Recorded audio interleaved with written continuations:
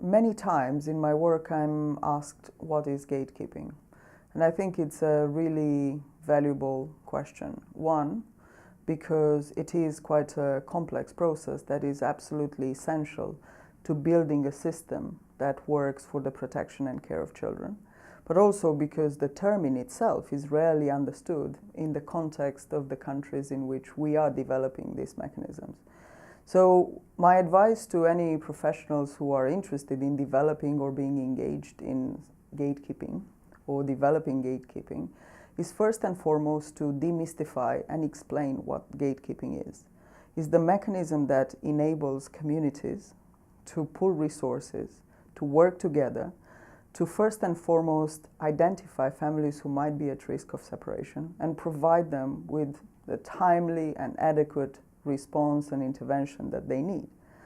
Gatekeeping also plays an essential role in ensuring that children are not unnecessarily separated from families and they are not placed in orphanages. So alternative care provisions, emergency foster care provisions need to be made available for the gatekeeping mechanisms to operate effectively. Gatekeeping in different communities need to be, as I said before, translated to make sense in that particular context. It brings together people from different parts of the life in that community to work together and to find together solutions. It's really as simple as a coordination mechanism, as a round table that happens with regularity, where people are trained and supported to understand how best they can contribute to preventing the unnecessary separation of children and the provision of suitable alternative care for children who need or who are already separated from their families. There are many examples of very successful gatekeeping, all the way from Moldova to Rwanda, in Latin America and in Asia.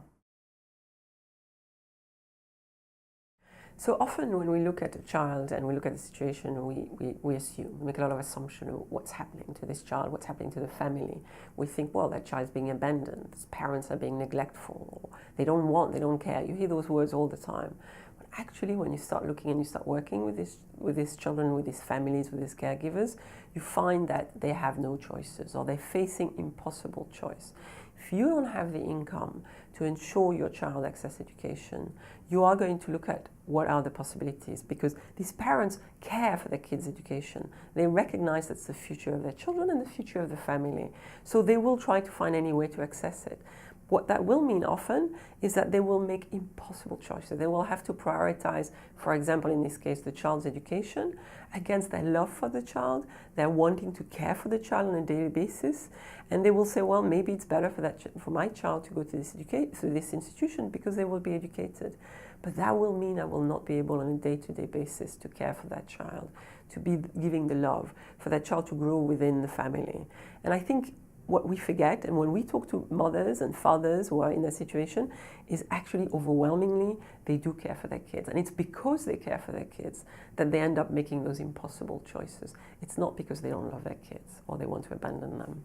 I was speaking to a father whose boy was in an institution in central Java, and I was asking him how that decision was made, and he was going blind, and he said he lost his job because he was going blind.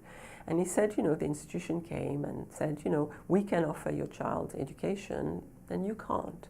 And that man was like, but I was like, this is my boy, I want to raise my boy. I can raise my boy, but he recognized the income was being reduced because he didn't have work. So what happened is that father realized that he had no choice and put the child in the institution. But he felt he was missing, he was not there as a father. He felt very sad and wrong. What he used to do is used to find a bit of money in order to get on a bus, in order to get to the institution. So he could stand outside of the institution at least 2 or 3 times a week to see his kid go to school. He was not allowed to speak to his child, he was not allowed to interact, he was not allowed to be a father. But every time he could, he was standing in front of the school to see his child go to school, so he could see that it was okay. Well, that was a father, and that was a father who wanted to care for his kids. So one of the questions that we have is, what kind of care does the child need, and what kind of services they need, and how do we know that? How do we make that decision? Well, first of all, we make the decision with the right people to make that decision, and it starts with the child, and it starts with the caregivers. Secondly, it starts with the people who can actually help make that assessment. What other services are available to support? Can that child remain in the family? Are there support services that would enable that? And when is it not possible? When is it not possible, and for how long? And we have to make the decision, no, right now it is not in the best interest of the child to actually stay with the family.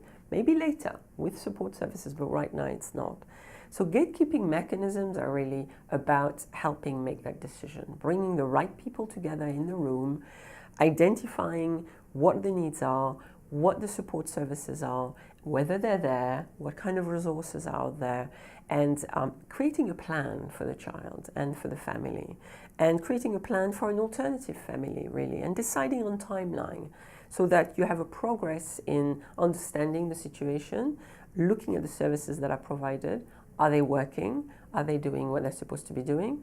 If they're not, reviewing that and saying, okay, what is the alternative solution?